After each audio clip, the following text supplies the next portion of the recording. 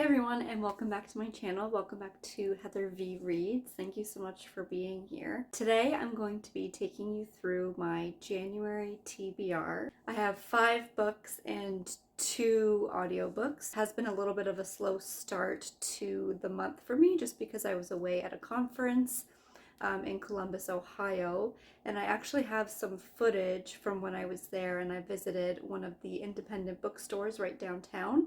So I'll insert a couple of clips of that just to show you what that bookstore was like in case you ever visit the city. But yeah, without further ado, let's get into my January TBR. First book we're going to start with, and one of the books that I have already finished reading this month, is The Handmaid's Tale by Margaret Atwood.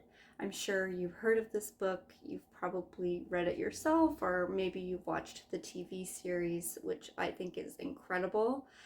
This is a reread for me. I wanted to go through and tab some of my favorite lines in this story, so I will give you my full review later on at the end of this month when I go through everything that I've read in January. But for those of you that don't know, I'm just going to read the little synopsis on the back. It's not even a synopsis, it's just a little blurb. It says, "My name isn't Offred. I have another name which nobody uses now because it's forbidden." And I actually really like this cover because it has the Scrabble on the back, which is sort of significant to the story. So anyway, that is The Handmaid's Tale by Margaret Atwood. The next book on my January TBR is none other than To the Lighthouse by Virginia Woolf. I've been wanting to read this classic for quite a while, and my library had a copy, so I thought now is the time to read this book. I'm thinking maybe I should have read it in the summer because it takes place on a family vacation on a beach, so maybe not the best time of year for me to be reading this. But so far I am really enjoying it. I'm more than halfway through. I'm 117 pages through. So same with The Handmaid's Tale. I will give you a full review of this one at the end of the month. But just to give you a little bit of the blurb, it says, "To the Lighthouse is made up of 3 powerfully charged visions into the life of one family living in a summer house off the rocky coast of Scotland. As time winds its way through their lives, the Ramsays face, alone and simultaneously, the greatest of human challenges and its greatest triumph, the human capacity for change. A moving portrait in miniature of family life, it also has profoundly universal implications, giving language to the silent space that separates people and the space that they transgress to reach each other. There are very few exceptional and miraculous novels that have the power to change their readers forever.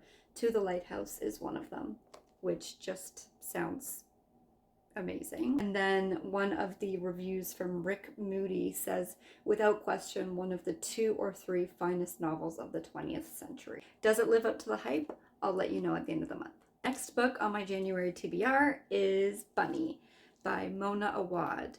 I have heard mixed reviews on this book. Some people love it, some people hate it. So I am so excited to sink my teeth into this one and decide what I think about it. Samantha Heather Mackey couldn't be more of an outsider in her small, highly selective MFA program at an elite New England university. A scholarship student who prefers the company of her dark imagination to that of most people, she is utterly repelled by the rest of her fiction writing cohort, a clique of unbearably twee rich girls who call each other Bunny and seem to move and speak as one. But everything changes when Samantha receives an invitation to the Bunny's fabled smut salon and finds herself inexplicably drawn to their front door, ditching her only friend Ava in the process. As Samantha plunges deeper and deeper into the Bunny's sinister yet saturine world, beginning to take part in the ritualistic off-campus workshop where they conjure their monstrous creations, the edges of reality start to blur. Soon, her friendships with Ava and the Bunnies will be brought into deadly collision. Wow, that just sounds fantastic. I've heard it's sort of like a cult book, if you will. That's very vague. But anyway, very excited to check this one out. Next up we have An American Marriage by Tayari Jones. I had seen one of my favorite booktubers, This Story Ain't Over. Her name is January. She had recommended this book. I believe it was one of her top 10 favorite books from 2022, which led me to adding it to my TBR for 2023. And I saw that it was available on my library, so I checked it out right away. Newlyweds Celestial and Roy are the embodiment of both the American dream and the New South. He is a young business executive, and she is an artist on the brink of an exciting career. But as they settle into the routine of their life together, they are suddenly ripped apart by circumstances neither could have imagined. When, while visiting Roy's parents in their small Louisiana town, Roy is arrested and sentenced to 12 years in prison for a crime Celestial knows he didn't commit. So that is An American Marriage. Next up we have Becoming Mrs. Lewis by Patty Callahan. I had read one of her other novels, Into the Wardrobe, back in December, which you might have seen a review on my December wrap-up video. I really enjoyed Into the Wardrobe, and she wrote that one after Becoming Mrs. Lewis, so I'm really excited to read this one and see what I think about this earlier work of hers. From New York Times bestselling author Patty Callahan comes an exquisite novel of Joy Davidman, the woman C.S. Lewis called My Whole World. When poet and writer Joy Davidman began writing letters to C.S. Lewis, known as Jack, she was looking for spiritual answers, not love. Love, after all, wasn't holding together her crumbling marriage. Everything about New Yorker Joy seemed ill-matched for an Oxford Dawn and the beloved writer of Narnia, yet their minds bonded over their letters. Embarking on the adventure of her life, Joy traveled from America to England and back again, facing heartbreak and poverty, discovering friendship and faith, and against all odds, finding a love that even the threat of death couldn't destroy. That sounds so lovely. So I will be sure to let you know my final review at the end of this month. Lastly, we do have a couple of audiobooks, one of which I am about halfway through now, and then the other which I plan to read later on this month. The first audiobook, and the one that I am currently listening to on Audible, is So You Want to Talk About Race by Ijoma Oluwo. This is a very interesting and important book for everyone to read, in my opinion. I don't want to get too much into it right now because I plan to talk more about it at the end of this month, but just to give you a little idea of what this book is about. Protests against racial injustice and white supremacy have galvanized millions around the world. The stakes for transformative conversations about race could not be higher. Still, the task ahead seems daunting, and it's hard to know where to start. How do you tell your boss her jokes are racist? Why did your sister-in-law hang up on you when you had questions about police reform? How do you explain white privilege to your white privileged friend? In So You Want to Talk About Race, Ijoma Oluwo guides readers of all races through subjects ranging from police brutality and cultural appropriation to the model minority myth in an attempt to make the seemingly impossible possible.